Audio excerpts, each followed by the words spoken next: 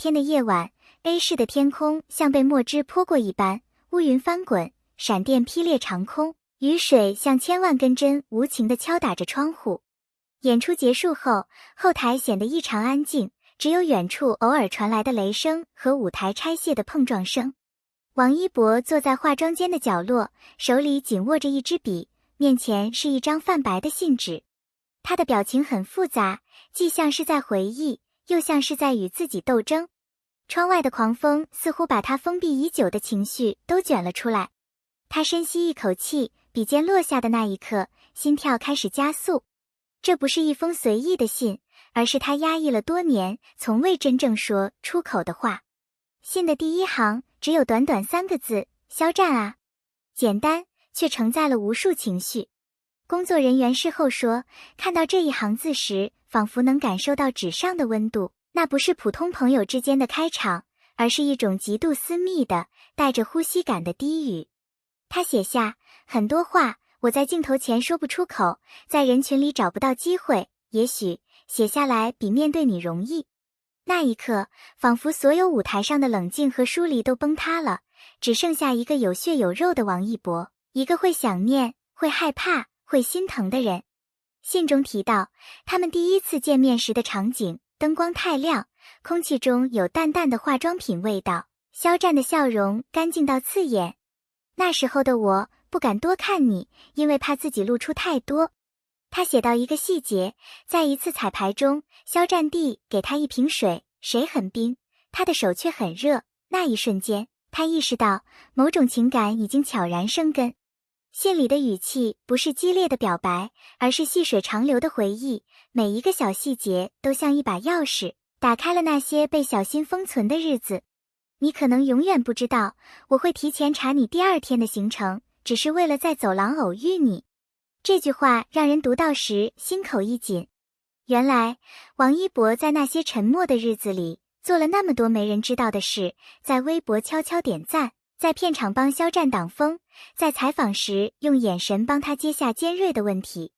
信纸上的字迹有些在雨夜的潮气中模糊了，但那份情感却更加清晰。他甚至写道，我以为我已经学会隐藏，可每次你笑，我都露馅。信的最后几段提到他们经历的那段最艰难的日子。外界的风暴比这场暴雨更猛烈，流言、攻击、无休止的猜测。我只能假装冷漠，因为我怕我的靠近会让你更难。这句话像是刀子，割开了他们之间沉默的真相。外界看到的疏远，并不是感情的消失，而是一次次为了彼此安全而退后的选择。这封信或许永远不会到你手里。他解释道，不是因为没有勇气，而是怕这封信成为另一个被利用的借口。他宁愿把这些话锁进抽屉，也不愿让他们成为别人眼中的新闻。然而，命运偏偏爱开玩笑，一场暴风雨，一次后台的匆忙整理，让这封信落入了工作人员手中。工作人员说，那封信的信纸有着淡淡的檀木香，是王一博习惯用的那种信纸。打开时，墨迹微微晕开，像是夜色中的泪痕。我读到最后一行时，心脏狠狠一缩。那位工作人员后来在采访中回忆，那不是偶像对搭档的文字，而是一个人把自己最脆弱的部分交给另一个人。文章到这里开始抛出一个悬念，如果肖战真的看到了这封信，会怎么做？是沉默，是回应，还是笑着说傻子？王一博在信里没有答案，因为那已经不重要了。重要的是，他终于把那些压在心底的话说了出来，哪怕没人听见，也是一种解脱。信被发现后，暴风雨停了，天空透出微光，地面上积水反射着舞台的灯光。有人说，这封信也许只是一个人的独白，也许是一个未完的故事。但无论怎样，它让人看到了一段比舞台更真实的关系，不需要标签，不需要定义，只需要存在。故事结束，但情感还在延续。也许在你的人生里，也有一封未寄出的信，也有一个你从未真正说出口的名字。王一博的这封信，不只是关于肖战，也是关于所有在沉默中爱过的人。信的中段有一句被捐了2次的如果。墨迹有些重，像是反复思索后才落下的重量。如果有一天我们不用再顾忌别人的目光，我会亲口告诉你，这些年我都在。这句如果像是一扇半掩的门，既透出光，又透出无法跨过去的距离。读到这里的人都会忍不住想，这不仅仅是朋友之间的关心，而是带着某种渴望的等待。工作人员后来回忆说，在整理信纸时，他反复读了这句，直到脑海里浮现出两个人在后台相视一笑的画面，那种默契与克制，让人几乎窒息。外界看见的是光鲜的舞台，是他们在镜头前的配合、调侃与默契。但王一博在信里写道，台下的沉默比台上的热闹更真实。有一次大型晚会结束，后台走廊空旷的能听见自己的脚步声。他们并肩走着，却一句话都没说。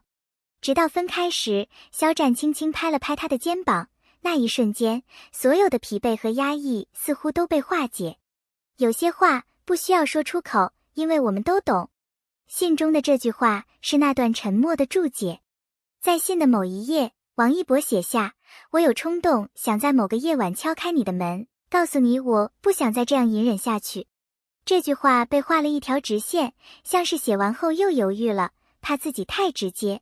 他承认，在每一次聚光灯熄灭后，他都想冲破所有隔阂，但理智总是把他拉回现实。他不怕自己受伤，却怕肖战因此陷入困境。那是一种比爱情更深、更沉重的牵挂，不是占有，而是保护。信里有一段是零散的记忆，雨天的片场，深夜的便利店，凌晨的机场候机室，每一个瞬间都有肖战的身影。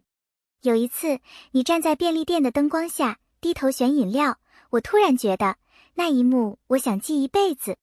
这些瞬间没有轰轰烈烈的表白，却比任何情话都真切。王一博在信里说，那些看似不经意的画面，其实早已刻进他的心里。信纸上有很多涂改痕迹，有的字被划掉，有的句子被重写。工作人员说，看得出这是经过多次斟酌的文字，不像是冲动之下的倾诉，而是压抑多年后，慎重到不敢有一丝差错的告白。有一句被删掉的是我喜欢你，那3个字被画了一个深深的叉，但墨色渗透了纸背，依旧看得清。或许王一博明白，这3个字的分量太重，不适合放在一封可能被别人看到的信里。信的最后，他写道，我不知道未来会怎样，但我希望有一天，你能明白这些字背后的心意。没有落款，也没有日期，只有一个几乎看不出的笔画，那是王一博的习惯，用一个符号代替名字，像是在说，这封信只属于他们2个人的秘密。他把信折好，放进一个牛皮纸信封里，原本打算锁进化妆台的抽屉，却因为那晚的混乱，被遗落在桌上。当信被工作人员发现后，并没有第一时间传出去。那位工作人员说，我当时就觉得，这是私人到不能再私人的东西，不应该随便被世界知道。可惜，纸终究挡不住风。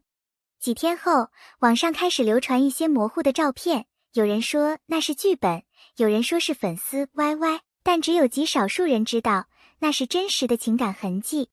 王一博没有回应，肖战也保持沉默，就像他们一贯的方式，让故事停在可以守护的地方。这封信并没有让他们的关系破裂，反而在某种程度上，让彼此更清楚对方的重要。外界的风暴依旧存在，但他们学会了用另一种方式保护这份联系，或许是一个眼神，一个简短的问候，甚至只是在同一个活动上的同框。王一博在一次采访中被问到你最想对某个人说什么时，沉默了3秒，然后笑着说，他懂的。观众喜欢猜，喜欢解读每一个细节，但真正的答案其实只有当事人知道。这封信是未寄出的秘密，也是暴风雨之夜留下的唯一痕迹。它没有彻底曝光，但它的存在让无数人相信，在娱乐圈的浮华背后，依旧有最真挚的情感在悄悄流淌。